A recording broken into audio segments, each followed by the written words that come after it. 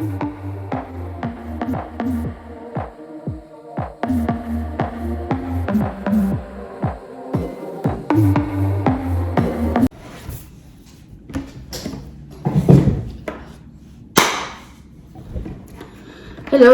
Hello. Welcome back again to our discussions on our extreme BDSM lifestyle.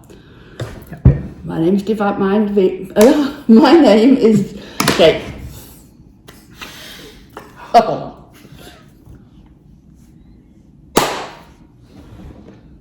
Hello. Hello. Welcome back once again to our series on our extreme BDSM lifestyle.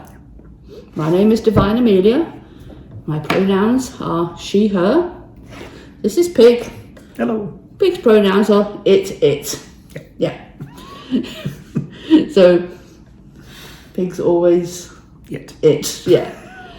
We are coming today to talk about hard sports and about the Cybelian lifestyle that we are working towards. Very much.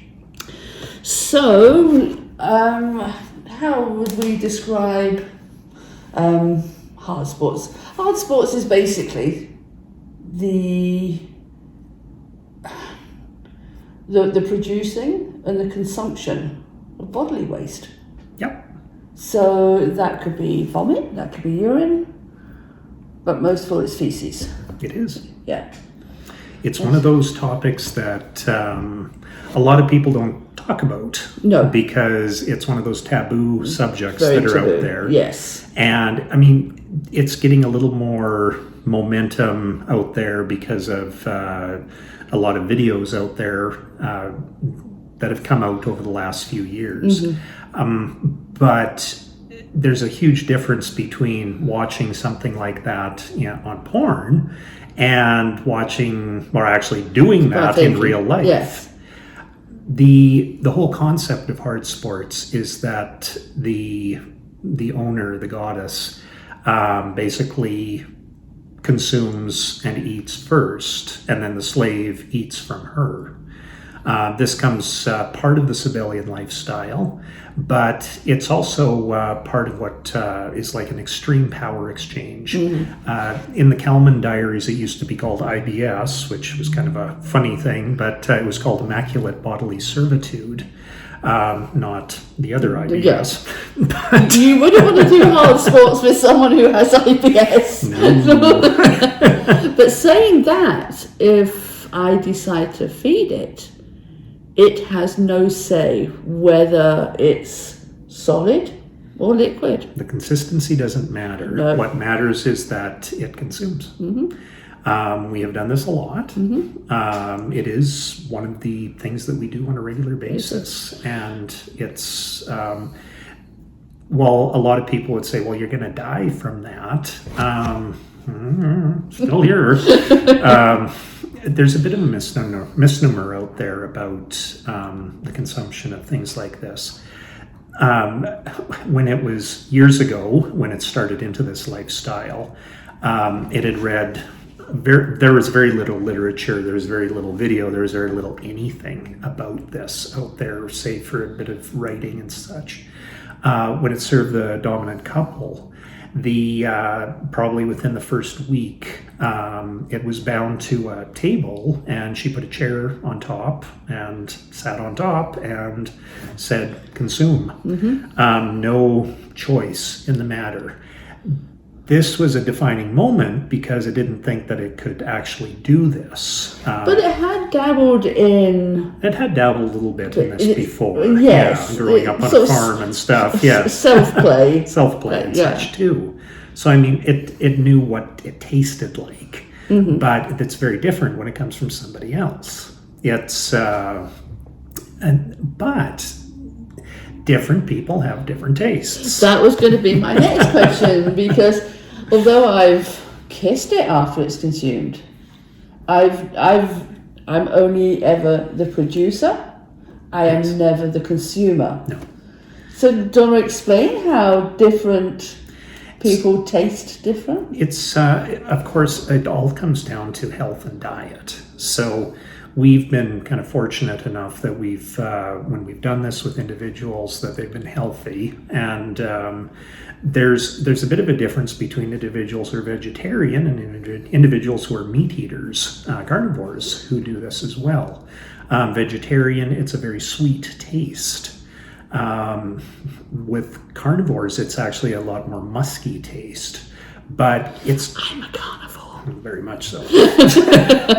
But it's different too with and it kind of sounds weird, but it's consumed from women of color who it is very sweet, which is kind of an odd thing.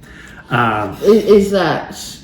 But that could be from their diet. From their diet as well too. I mean, but it's consumed from a few women of color, and it's always very sweet and very firm consistency as well.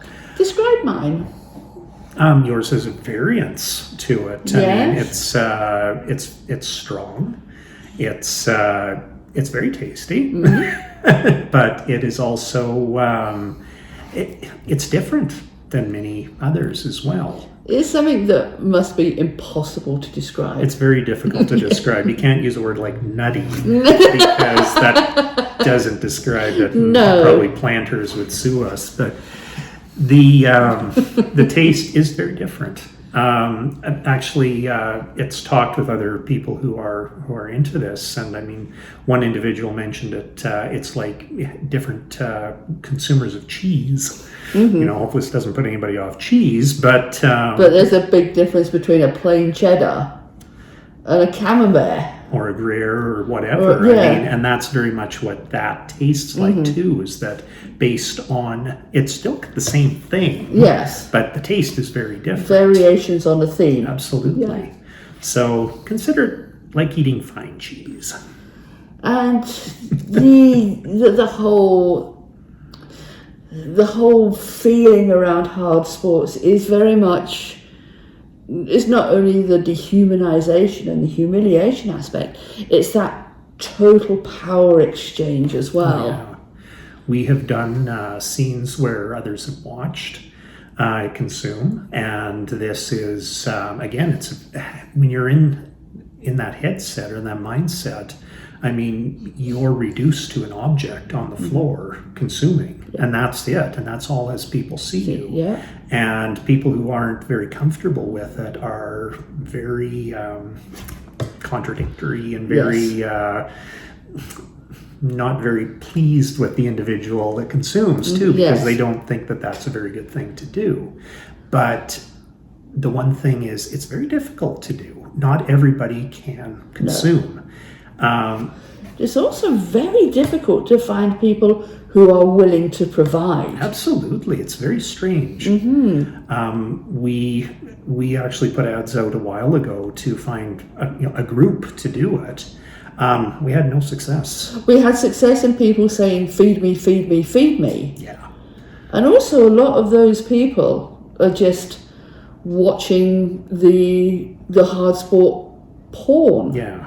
And having an idea of what it is, and probably never left their basement to actually follow through on anything. It's just this severe fantasy for them that but they can't follow through. And there is a moment when you are under the chair and, I mean, everything starts happening and you open your mouth and you know what's coming, that it's a panic because the mindset, you wonder, can I do this?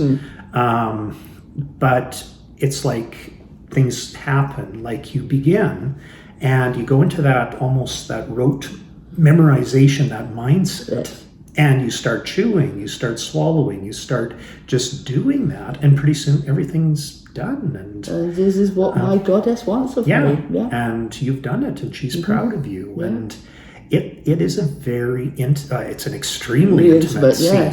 And this is probably why it's difficult to find other individuals to do it, because it is so intimate. I mean, going to the bathroom has always been considered taboo in our society. I mean, despite the fact that there's books out there like Everybody Poops, there's still a stigma. You still go behind a stall and lock yourself in and don't dare let anybody see or smell or anything else. You don't want anybody to hear you. You don't want, that element is just, you don't want to see it. You don't want to hear it.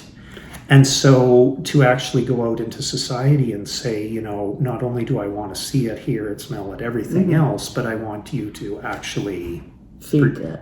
Feed. And we've not only done feeding where it's being bound under a chair. No. We've done a feeding where it's just been kneeling in front of me and I fed it from a bowl. Yeah. So there's that thing of, I can walk away from this, but it doesn't. It doesn't. Yeah. Even we did a scene once where we had in the basement a group of people that were observing, because we thought they would take part in this, and nobody did. They just sat there and watched. But got us fed at a can of dog food, wet dog food. Well, it was wet because Well, he peed in it. But with it bound, and got us his foot on the back of its head. It consumed. It smelled horrible. And most of the people were going, but I mean, it consumed it because this is what Goddess wanted. And for some reason, even that was taboo with a lot of people. I mean, you feed this to your dog, but you can't let somebody else eat it. So one of the things that we're thinking we want to try and do is, as we move our relationship to be together, we're a long distance at the moment. We're planning to bring our lives together more. We're going to move into the Cybelian lifestyle. Does it want to talk about the history of Cybelian? So Cybelian comes from the Greek, which is there was what was called the cult of Cybele, which was a very strict female authoritative group. Males were seen as nothing but objects. They were used basically as breeding stock. Essentially, they were used as toilets. And this basically kind of disappeared for a long time. But a few years ago, there was a lady that actually was kind of studying this and said that is the type of lifestyle that she wanted for her and her husband. So in talking with him, she actually said, you know, this is what I want, this is what he wanted as well. And so they created what was called the Cybelian contract, or the Cybelian marriage, in which she basically took full control over him. He goes out during the day and does his job. He earns his living and makes money for them. But when he comes home, he's not allowed clothing in the house. There's no toilet in the house. That he is the waste receptacle in the home for both her and any of the guests that do come in. Their friends and everything basically understand their lifestyle, so they are very much into using him as well as that. Is it called the New World Kingdom? New World, or Otherworld Kingdom. Otherworld Kingdom, Yes. Yeah. Does it want to talk about that? Well, the Otherworld Kingdom was I believe it was by Bulgaria, don't quote it, but it was a small bit of land that somebody had put aside and basically established a femdom world. Yeah, female supremacy. Female supremacy. There was a castle there. Guys would pay quite a bit of money to fly in there, and for their stay, they were completely degraded. They were used. They were kept in cages. They were essentially, disciplined, humiliated, and such. And this was actually a huge success for quite a few years. Actually, quite a few videos came out about it. It's something that would be absolutely wonderful to do. But from the last it heard, things had kind of fallen apart with that, unfortunately, as all good things do seem to fall apart like that. Yeah. But the one thing is, though, even with the Cybelian lifestyle, is that there's contracts with this. There's a marriage ceremony in it that is actually quite graphic and quite extensive. It's something that we have talked about that we would very much like to do. The branding at the ceremony. Yeah, exactly. But again, it's total dehumanization, and it's that point where you cease to be it, and then become it. Yes. Yeah. But it's for many people, it's a fantasy. But there are people out there who have actually turned that into a reality. These again are some of the people that we keep looking for. But hopefully, when they see the lifestyle that we have, absolutely, they would like to join. It's true. Yeah, absolutely. So that is us for this week. Yes. Thank you for joining us. Please do like and subscribe and join us next week. Next week, maybe we'll talk about leather old guard and our definition of old guard. Yep. So, Great. thank you. Thank you. See you next week. Bye. Bye.